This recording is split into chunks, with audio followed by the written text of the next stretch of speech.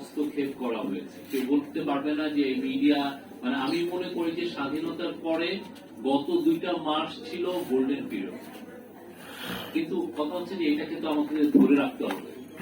আমরা এটা ধরে রাখবো কিভাবে? আমরা চাই যে কতদিন এই গভর্নমেন্ট আছে আপনারা মিডিয়া ফ্রিডমটাকে ইনস্টিটিউশনালাইজ করেন, যাতে আর একটা পলিটিক্যাল গভর্নমেন্ট আসলে যেই সমস্যাটা আমরা আগে ফেস করেছি সেই সমস্যাটা যাতে আমরা ফেস না করি। কারণ আমরা আশা করি যে নেক্সট পলিটিক্যাল গভর্নমেন্ট যিনি আসবেন তারা হয়তো আরো ভালো করবেন, কিন্তু আমরা যে ভয়ের যে সময়টা আমরা কাটিয়েছি সেইটার জন্য আবার যে রিপিট করবে না এটা তো কোনো গ্যারান্টি নেই। আর একটা হচ্ছে যে আমরা আইনগুলোকে, যতগুলো কালাক আইন আছে আমার মনে হয় যে মিডিয়া সংস্কার কমিশন সেইটার বিষয়ে কথা বলবেন, এবং আমাদের অলরেডি জানেন যে ল অ্যাডভাইজার বলেছেন যে ডিজিটাল সিকিউরিটি মানে সাইবার সিকিউরিটি অ্যাক্ট এটা থাকবে না, এটা আমরা রোহিত করব, বা যেগুলো কালা কানুন আছে সেগুলোও রোহিত করা হবে। কিন্তু এতে কি আমাদের মুক্ত সাংবাদিকতা আসবে? আজকে যে সাংবাদিকতা, যে ছেলেটা যে ধরনের একটা টেলিভিশনে কাজ করে, যে 5,000 টাকা পায়, গার্মেন্টস এরও একটা ওয়ার্কার হচ্ছে কম পায়, বা যাকে প্রতিনিয়ত জার্নালিজম করতে বাধা দেওয়া হয়, তার মুক্তিটা কোথায়? তাকে আমি কিভাবে, সে যাতে একটা মুক্ত পরিবেশে ভালো জার্নালিজম করতে পারে প্রাউডের সাথে, প্রাইডের সাথে, আমি এটা কিভাবে ইনশিওর করবো? এটা তো মূল বিষয়। এই জায়গাটা আমার মনে হয় যে এটার জন্য সবচেয়ে বড় জিনিস সেটা হচ্ছে যে আমাদের অ্যাক্টিভিজমটা বাড়াতে হবে। ট্র্যাডিশনাল যে অ্যাক্টিভিজমের যে জায়গাগুলো সেগুলো ফেল করেছে, ভয়াবহভাবে ফেল করেছে। আমাদের লিডাররা আমাদেরকে সামনে রেখে তারা বাড়িধারায় প্লট নিয়েছেন, পূর্বাঞ্চলের প্লট নিয়েছেন, উত্তরের প্লট নিয়েছেন, তারা সোল্ড আউট হয়ে গেছে। তারা তাদের স্বার্থকে ইয়ে করার জন্য তারা আন্ডারগ্রাউন্ড পত্রিকা নিয়েছেন, আন্ডারগ্রাউন্ড পত্রিকা নিয়ে তারাই আবার সাংবাদিককে শোষণ করেছেন। আপনি তার তো লেজিটিমেসি নাই, সে তো যে একটা পলিটিক্যাল অ্যাক্টরের কাছে বলতে পারে না যে আপনি সাংবাদিকের জন্য এই কাজটা করেন, তো সে নিজের স্বার্থটা দেখেছে। এবং আমরা কাউকে যারা মারা গেছেন তাদেরকে আমরা আবার হিরো বানিয়েছি। They were not our heroes. আমাদের জার্নালিজমের অ্যাক্টিভিজমটা যাতে যারা আমরা পথে ঘাটে খাটি তারা আমাদের অ্যাক্টিভিজমটা নিতে হবে। আমাদের বিএফইউ যে কেন পারছে না, আমাদের ডিইউ যে কেন পারছে না, আমাদের ইউনিয়নিজমটা কোথায় গেল? কেন আমরা বলতে পারি না যে আমাদের সাংবাদিকতায় কেউ 5,000 টাকা পাবে না? গার্মেন্টস এর ওয়ার্কাররা যদি নামতে পারে যে 12,500 টাকার নিচে আমি 25,000 টাকার নিচে পারবো না, আমরা কেন এটা বলতে পারি না? এই জায়গাটা আসলে কেউ বলার নাই। আপনার যে লিডারটা আপনাকে ইয়ে করবে তার তো 4টা আন্ডারগ্রাউন্ডের পত্রিকা আছে, সে তো আপনার হয়ে কথা বলবে না। আপনি দেখেন না, আমরা যে বন্দোবস্ত 1990-তে করলাম, করার পর প্রথম আমরা ক্রিমিনাল হিসাবে উপস্থাপন হলোকে যে সরকারি যে প্রতিষ্ঠানগুলো সেটা স্বায়ত্তশাসন আনতে হবে।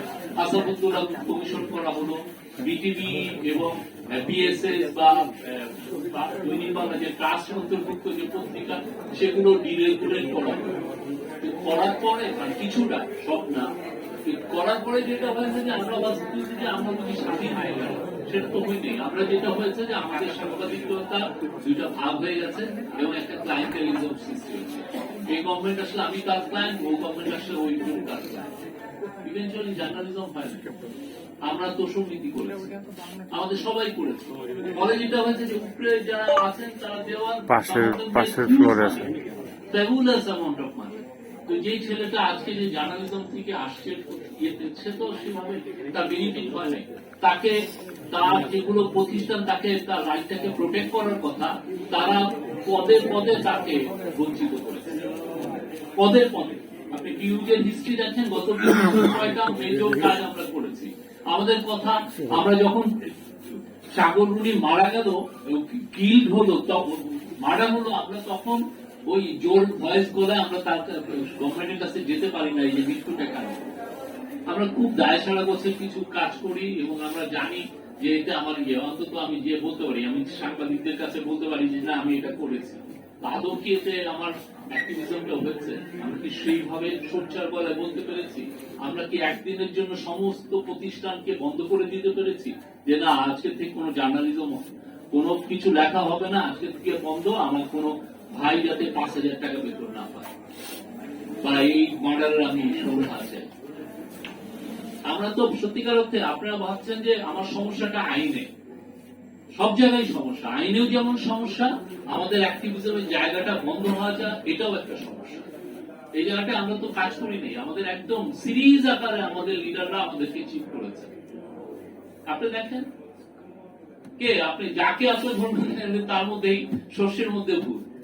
তা আমরা ওই জায়গাটায় আমার যেটা মনে হয় যে আমরা চাই যে এই গভর্নমেন্ট যতদিন আছে তারা খুবই নিষ্ঠবান সাংবাদিকতার উন্নয়নে, সাংবাদিকতার প্রেস ফ্রিডমের ব্যাপারে খুবই তারা, আমি বলবো যে নিষ্ঠাবান। এই বিষয়ে তাদের কমিটমেন্টের কোনো শেষ নাই। আমরা সিকিউরিটি এজেন্সিকে বলে দেওয়া হয়েছে কোন ধরনের কোনো কাউকে কোনো মিডিয়া কার্ড হবে না। আপনারা লেখেন, ফ্রিলি লেখেন, রেসপন্সিবলি লেখেন, এবং যাতে মিডিয়া ফ্রিডমটা ইনস্টিটিউশনালাইজ হয়ে যায় আগামী যে কয়দিন এই গভর্নমেন্ট আছে সেই সময় যেন আপনারা সেই আগের যে ফ্রিডমটা যেটা অনেক আগে হয়তো পোস্ট 90-তে আমরা কিছুটা ডিসকভার করেছিলাম সেটা যেন আবার ফিরে পাই। কিন্তু এছাড়াও তো অনেক কিছু, আমাদের পেশাদারিত্বের অভাব, আমাদের মিডিয়া লিটারেসির অভাব, আমাদের ডিসইনফরমেশন, একটা বড় কপি পেস্ট ইন্ডাস্ট্রি তৈরি হয়ে গেছে। আপনার মুখরোচক একটা বাজে নিউজ একজন করলো, সাথে সাথে দেখা যাচ্ছে 5000টা ওয়েবসাইট একই সাথে ওটা কপি পেস্ট করে দিয়ে দিচ্ছে। আমি একটা সারা রাত আমাকে মিস করতেছে, সারা রাত থেকে কেউ ফোন করতেছি, ভাই ভাই নিউজটা নাম এটা ভুল। হ্যাঁ, আমি তাকে আবার আমার ইয়েটাও পাঠিয়ে দিচ্ছি,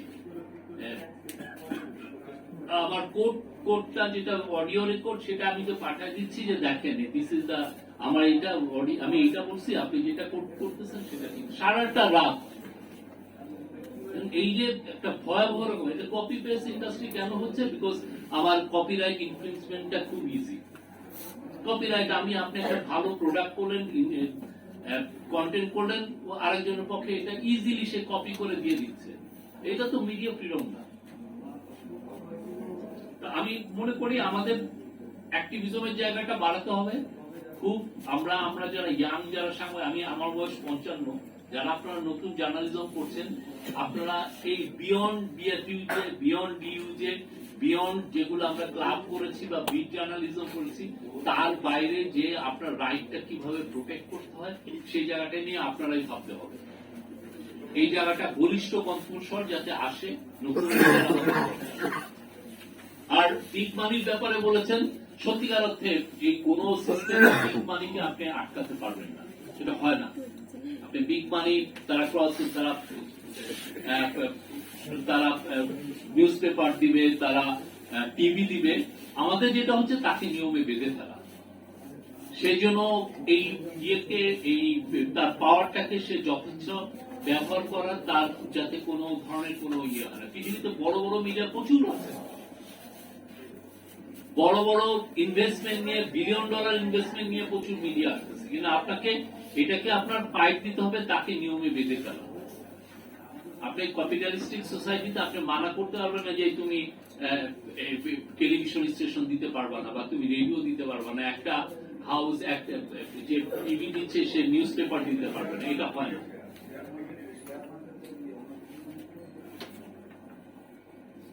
আর পলিটিক্যাল সেটেলমেন্টের যে আমার মনে হয় যে আমরা সবাই মিলে প্রচুর এগুলো নিয়ে আলাপ করি, আমাদের সামনে কি কি করা উচিত, মিডিয়ার জায়গাটা কোথায় হওয়া উচিত, মিডিয়া ফ্রিডমটা আমরা কিভাবে সমন্বিত রাখবো সেটার ব্যাপারে সবাই মিলে আলাপ করি। এই আলাপের জায়গাটা নিয়ে যখন আরো বিস্তৃত আলাপ হবে সেগুলো নিয়ে আমার মনে হয় মিডিয়ার যে সংস্কার কমিশন তার সাথে বসতে পারে, পারলে উপদেষ্টা মন্ডলীর আরো যারা যারা এগুলো ইনভলভ তাদের সাথে কথা বলতে পারে।